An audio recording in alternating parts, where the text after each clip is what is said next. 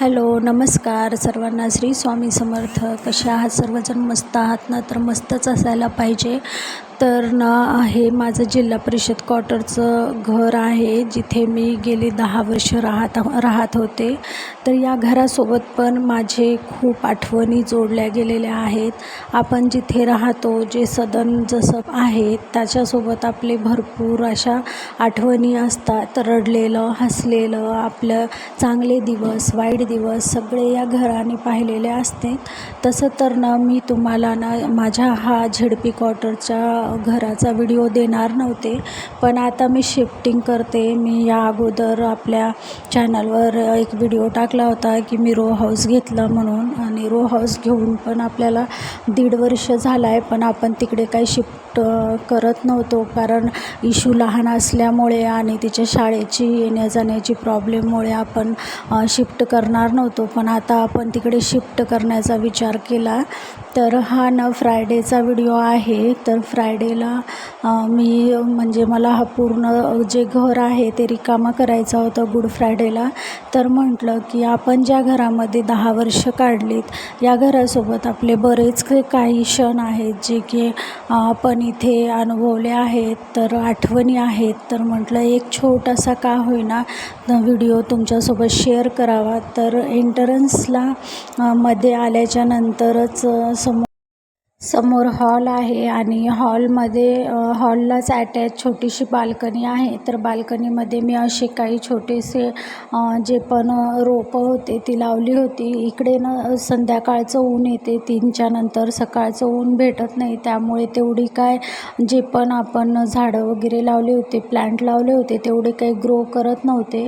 पण सगळे इनडोअरच असल्यामुळे थोडेफार लावले होते. घरामध्ये सज्जे आणि रॅक नसल्यामुळे जे पण आडघरीचा जो पसारा आहे, जो आपल्याला लागत नाही किंवा कमी लागतो, असा सर्व गॅलरीमध्ये ठेवला होता. म्हणजे कूलर, मुलीची सायकल, पुन्हा जो इन्व्हेटर आहे ते सगळं गॅलरीमध्ये ठेवलं होतं. त्याच्यानंतर हे पहा, पुन्हा मी हॉलमध्ये आले. तर हॉलचा तुम्हाला पूर्ण लूक दाखवते. तर हॉल तसा बऱ्यापैकी व्यवस्थित होता. जास्त काही पसारा, जास्त काही डेकोर मी केलेलं नव्हतं, कारण जे पण डेकोर वगैरे करायचं, जे पण विश लिस्ट आहे, जे पण स्वप्न आहेत, ते आता आपण आपल्या घरीच आल्यावर करूत.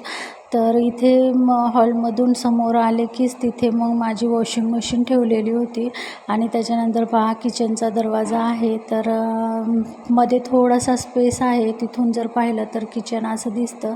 आणि समोरच इथे हे देवघर आहे. मी बऱ्याच वेळा सांगितलं की देवघरचा हा जो वटा आहे तो मी स्वतः बनवला म्हणून, आणि इथे मग मी देवपूजा केलेले बरेचसे ब्लॉग तुमच्यासोबत शेअर केले. त्याच्यानंतर लगेचच इथे मांडणी आहे, रॅक आहे, तिथे सर्व मी भांडे वगैरे लावलेत. त्यानंतर त्याला ॲज अ छोटंसं किचनवटा आहे. तर किचनवटा फार छोटा आहे. मी तुम्हाला बऱ्याच वेळेस सांगितलं की खूप छोटा आहे. तर तिथे फक्त एक गॅस ठेवला. त्याच्यानंतर साईडला ना इथे बेसिंगची जागा होती, पण तिथे बेसिंग नसल्यामुळे मी तिथे फरशी ठेवून माझं जे पण किचनचं साहित्य आहे ते ठेवत होते. आणि खाली पण किचनवट्याच्या फरशी नव्हती, तर त्याच्या खाली मी डबे वगैरे जमावून ठेवत होते. त्यानंतर इथे साईडला माझं जे पण हे आहे फ्रीज आहे, ते फ्रीज ठेवलेलं आहे. किचन खूप छोटं आहे, जास्त काही मोठं नाही. तर हे फ्रीज वगैरे ठेवल्याच्यानंतर इथे दाराच्या मागे ना मी असं जे पण पिशव्या वगैरे आपल्याला लागतात, सामान वगैरे, तर ते असं दाराच्या मागे लावून ठेवलं होतं. आणि इथे मग आपलं किचन असं पूर्ण इथे संपतो. त्याच्यानंतर हा मधला जो पेस आहे मी तो तुम्हाला दाखवलाच आहे. त्या मधल्या पेसच्या नंतर इथे साईडला संडास बाथरूम आहे, आणि थोडीशी जागा आहे. तर तिथेच मी भांडे वगैरे घासते. आणि त्यानंतर पहा की इथून आपलं बेडरूमची सुरुवात होते.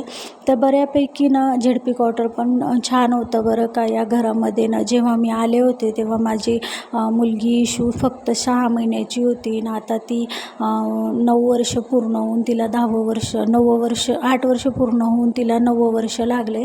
तर आता आम्ही आमच्या घरामध्ये शिफ्ट होत आहोत. तर आजच सगळं सामान पण मला काढायचं होतं, पण त्या अगोदर म्हटलं एक छोटंसं क्विक तुम्हाला होम टूर द्यावं. तर इथे मध्ये आल्यानंतर समोरच माझी कपाट ठेवलेलं आहे. तर कपाट माझा जुनाच आहे, नवीन काही घेतला नाही, कारण विचार आहे की पुढे चालून घरामध्ये फर्निचर करायचं, म्हणून कपाट काय खरेदी केलं नाही. कपाटाच्या बाजू कपड्यांची रॅक होती, त्याच्यानंतर समोरच एक टेबल होता, कम्प्युटर टेबल, आणि त्याच्या बाजूला माझं ड्रेसिंग टेबल ठेवलेला होता, आणि त्याच्या बाजूला एक छोटीशी बाज होती. तर इकडे ना मुलं झोपतात आणि समोरच्या रूममध्ये ना आम्ही झोपतो. तर असं माझं छोटंसं झेडपी क्वार्टरचं घर होतं. तर तुम्हाला ते कसं वाटलं मला नक्की कमेंट करून सांगा. बऱ्याच दिवसाच्या नंतर आपले व्हिडिओ येत आहेत, कारण मी व्हिडिओ शूट करणं ना बंद केलं होतं. ते का बंद केलं मी ते तुम्हाला नक्की पुढे नंतर सांगेल. आणि तुम्हाला माझा जर व्हिडिओ आवडला तर आपल्या चॅनल नक्की सबस्क्राईब करा, व्हिडिओला लाईक करा, शेअर करा, आणि माझ्या चॅनलला खूप खूप प्रेम द्या. तर ही माझी मुलीनं केलेली पेंटिंग होती. ती असं छोट्या मोठ्या काही पण वस्तू नेहमी बनवत असते, आणि त्याच्यानंतर तिने हे छोटंसं घड्याळ पण बनवलं होतं. तर असा होता माझं छोटंसं होम टूर झेडपी क्वार्टरमधील. तुम्हाला कसं वाटलं मला नक्की कमेंट करून सांगा.